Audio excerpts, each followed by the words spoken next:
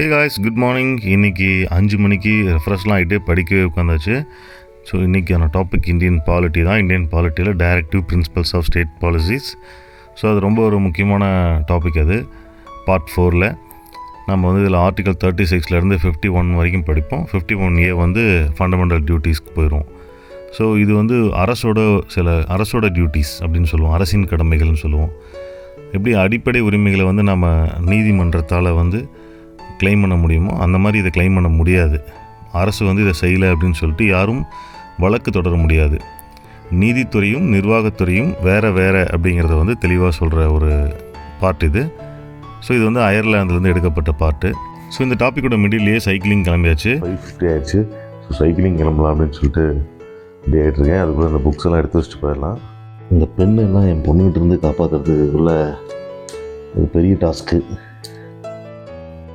வர்றதுக்குள்ளே இப்படி தான் வீடு ஃபுல்லாக கிறுக்கி வச்சுருவான். அந்த பேனெல்லாம் எடுத்து கிறுக்கிறதோடு இல்லாமல் அந்த பேனெல்லாம் எழுதாது மறுபடியும்.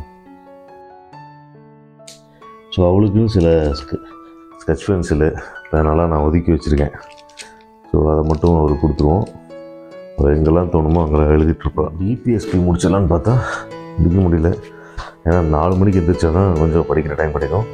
5 மணிக்கு எந்திரிக்கும் போது டைம் கிடைக்காது. 1 hour தான் படிக்கிறோம். அப்புறம் 6 மணிக்கு சைக்கிளிங் போயிடுறேன். அப்புறம் வந்து ரொட்டீன் ஒர்க் பார்க்குறோம். அப்புறம் மறுபடியும் மதியம் நைட் டைம் கிடைக்கிறப்ப படிப்பேன்.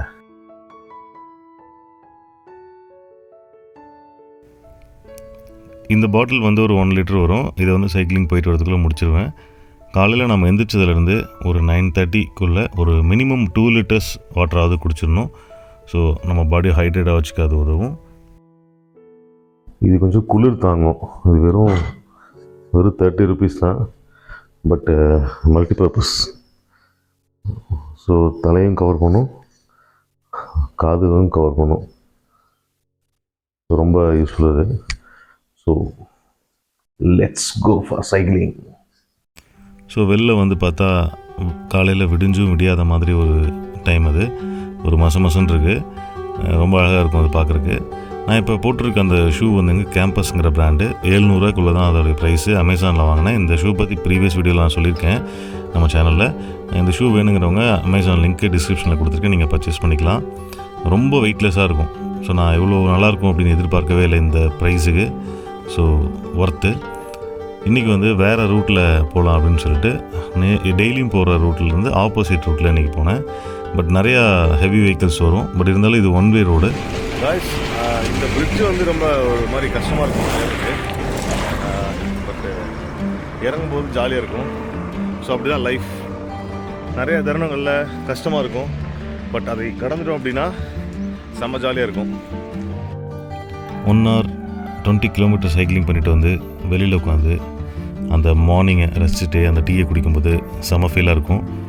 பட் நார்மலாக ஒர்க் அவுட்லாம் பண்ணாமல் எந்திரிச்சதும் அந்த டீயை குடிச்சோன்னா கில்ட்டியாக இருக்கும். பட் இன்றைக்கி அந்த கில்ட்டினஸ்லாம் இல்லை.